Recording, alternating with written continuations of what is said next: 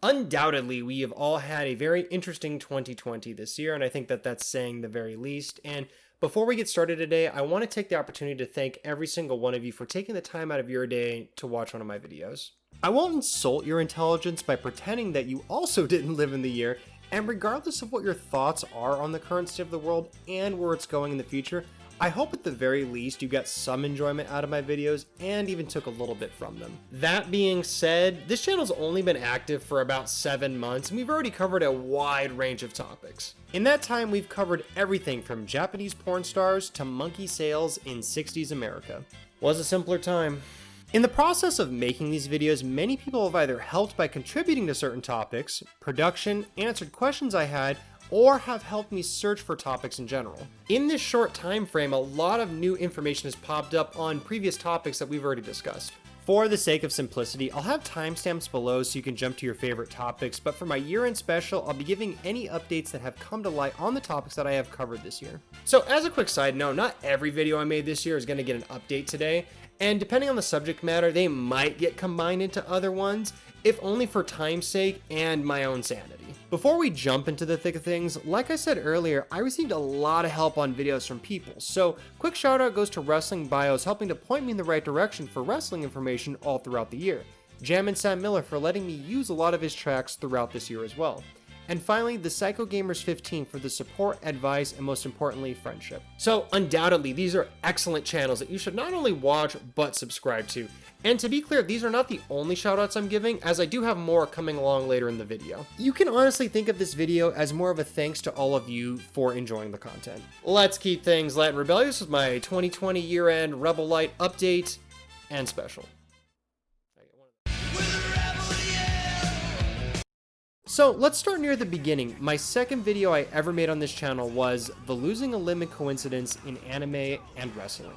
Funny enough, the Kerry Von Erich losing a limb video wasn't actually going to be my second intended video. I had a completely different video planned at the time, but I can honestly say, had I had not made this particular video, my channel would have been wholly different than what it is now. I never did make my intended second video, but because of this sporadic video, I ended up discovering more interesting topics I wanted to discuss. In this video, though, I discussed the creepy similarity between a character from the manga and anime Kinnikuman named Terryman and one Kerry Von Erich from professional wrestling. The former losing a leg, while the latter losing a foot. What made the topic fascinating was I was reading the manga at the time and watching a lot of videos on the Von Erich family. Thank you, Wrestling Bios. While doing so, I couldn't help but notice that the tragic events of the character Terryman and Kerry Von Erich had this eerie, serendipitous sort of similarity to it all, with Terryman losing his leg before Kerry Von Erich. My conclusion in the video was that Terryman was most certainly based off the Von Erich family. I found images and a lot of other stuff that brought me to this conclusion, and because I never found an interview straight away about Terryman's creation,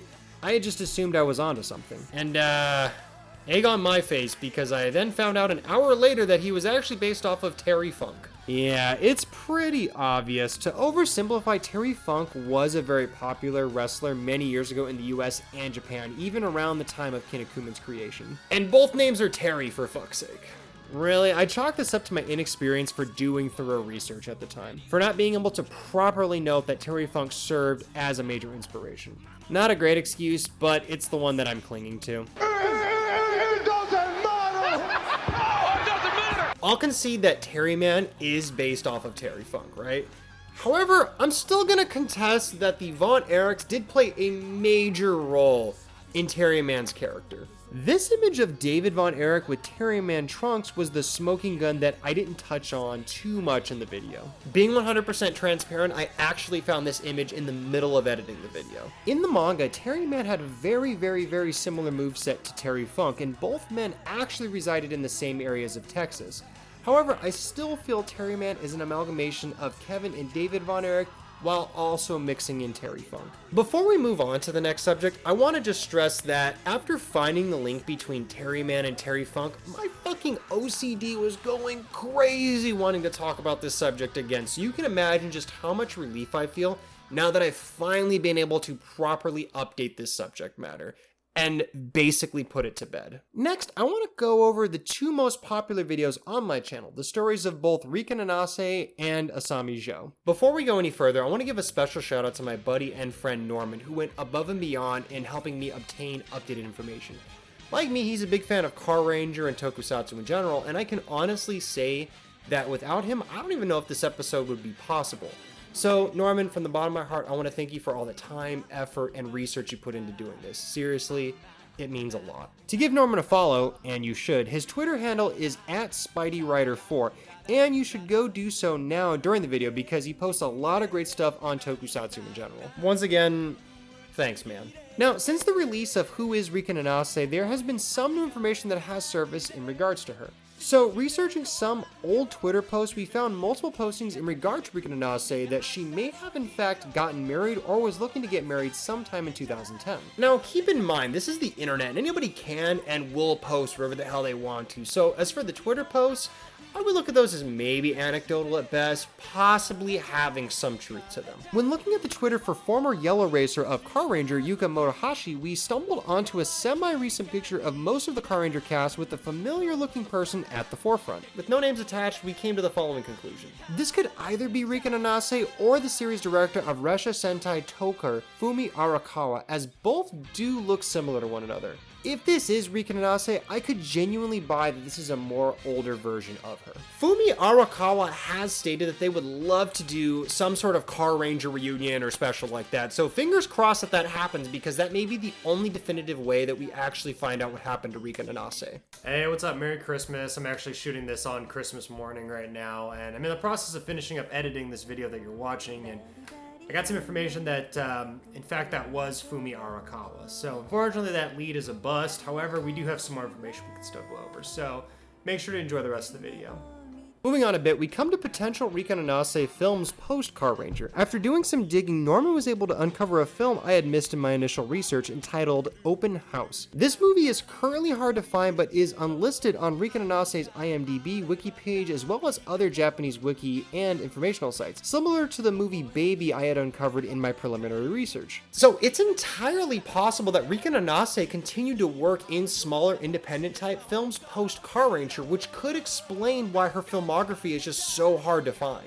This brings us back to AV Idol Densetsu. In my initial video, I talked about how I felt that one of the characters could potentially be Rika Nanase. However, without finding a copy of the English subbed version so I could look at the credits, it'd be very, very difficult to pinpoint if in fact Rika Nanase was in the film. Since then, I have found a copy of the film with English subbed credits. And she's not listed. Honestly, I was pretty bummed. However, going through all the names listed in the credits and googling their images, I was shocked to find none of the actors/actresses listed resembled the one character I may have thought could actually be Rika Nanase. This is weird because she's not the main character, but she's in a large portion of the film. In truth, I still think this is her. Sure, she may sound a bit different and looks-wise it's hard to gauge, but I don't know. I still can't shake the feeling that this is her. Funny enough, there is a scene of her yelling in AV Idol Densetsu, which kind of reminds me of an episode from Car Ranger, so I'm gonna go ahead and play those clips back to back, and you can be the judge on whether or not that's her. 감독 싫어요. 그래!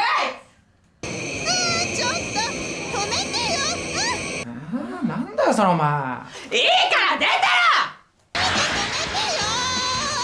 For now, this is all the new info on Rika Nanase we were able to uncover, but I feel as time goes on, more and more will be discovered. Now, as for Asami Joh, I really only have two different updates for her. In the video, I discussed a rumor that Asami Joh was the mistress of famed martial artist Kazuyoshi Ishii around the time she left the entertainment industry and basically disappeared. Well, there may be some validity to this, as after Kazuyoshi Ishii got out of prison, he found a new mistress in famed AV idol Sora Awai. Now, that isn't actually evidence that he ever dated Asami Joh, however, we can definitely see a pattern with the type of women he liked to date. Plus, the rumors of Asami Joh being the mistress began long before his incarceration, so personally, I think this was true. The final update is a smaller one, but it pertains to an error that I made in my previous video, and it's in regards to Asami Joh's name, because it's actually spelled Asami Joh, J-O-H. Unfortunately, in the last video, and up until a couple days ago, I've been spelling it just J-O, so my bad. Stupid! You're so stupid! Before moving on to the final topic today, I do want to cover two small, very minor updates. So I still haven't bought Blind Beast vs. the Killer Dwarf yet, so maybe we'll do that as the Halloween special next year. I'm not 100% sure yet, but we'll kind of see how things go from there. The only other thing that's also happened is the Evangelion websites that I've reached out to in my previous video have all emailed me back, but they don't have any new information to offer. So last but not least, we come to one of my favorite videos that I made this year, the Crusade to Destroy and Save Shaq Fu. And I don't think you'd believe me if I just told you straight, but soon after I posted the video of the Crusade to Destroy and Save Shaq Fu, I ended up uncovering a plethora of new information on SaveShaqFu.com. One of my burning questions was, did they really save over 100 Shaq Fus? And I can confirm that yes, this is in fact true. I was also able to confirm that no, SaveShaqFu.com is not in any way affiliated with ShaqFu.com, although they did attempt to reach out to them in their heyday but never received a response back. My theory with ShaqFu.com is that it was always just intended to be a joke website and less about communicating with their fan base and whatnot. Some blanks on the story of how SaveShaqFu.com came to be was also uncovered. As the story goes, for a birthday, one of the site's creators gave another one of their friends a whopping 7 copies of Shaq Fu to them as a birthday present. Terrible friend. The kicker, and what makes the story even funnier, is that throughout the day she would keep saying, "Oh, hey, I forgot to give you your present," and would whip out another Shaq Fu until all 7 were given out. Later that Christmas, one of the site's mods, AJ, would continue the tradition by filling a bunch of boxes with Shaq Fus in them. Upon seeing the site dedicated to destroying Shaq Fus, they decided to create the counter version of the website. Thus, the alliance was born. Over the years, the friends, who were all roommates at the time, would find Shaq Fus in the wild and keep buying them, with the collection itself eventually falling into the hands of AJ. You might be thinking to yourself, clearly, Nick's full of shit. Like, there's no way he was able to figure all this stuff out right after his other video post, because if that was the case, why didn't he figure this stuff out before, right? Clearly, he's just a sad person that's desperately seeking attention. And you're right about 2 things. I'm abhorrently depressed, and I'm 100% seeking your attention. And maybe a hug. So how do I know all this stuff is true? Well, I'll let my bro here explain. Oh, hey there. Yeah, my name is AJ, and I'm the guy that started and runs the SaveShaqFu.com website. It was a joke that got entirely too out of hand. Basically, some friends of mine, we just started gifting each other Shaq Fus over the course of time, and then made this website to preserve them for whatever fucking reason. Nowadays, I don't really update the website anymore. I do still have all my Shaq Fus, and I do still collect them. It's just one of those stupid things where if I'm out and about and I see one, I'm just go, fuck, well, I guess I have to buy this now. And then I do that, and then I throw it into the collection. So, yeah, I'm the guy with way too many fucking copies of Shaq Fu. Nowadays, though, I do like to make content elsewhere. My main focus is on YouTube. I have a YouTube channel called Simply AJ, where I make videos about video game topics that interest me. They're basically just like video game essays, but I try to keep them, you know, as interesting as possible and not just like the most cliche topics.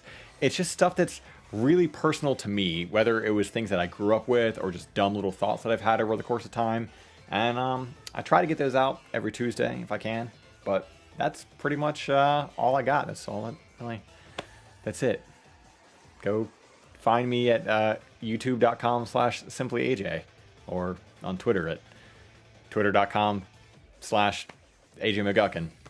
Good luck spelling that one. AJ genuinely is an awesome dude who's actually helped me out quite a bit since I reached out to him a few months ago. I literally cannot find enough nice shit to say about the guy, but go right now and subscribe and watch his stuff. He makes some of the best content you're gonna find on the internet, period, and honestly, you'd be doing yourself a disservice by not subscribing to him. Once again, thanks, man. So, with the year coming to a close, what new stuff is on the horizon? Well, there are a few more AV idols linked to Tokusatsu that I do want to cover. A couple more weird videos I do kind of have on the pipeline, so you'll have to wait for those. And some paranormal shit that I also want to cover. Can you say Satan rabbit hole?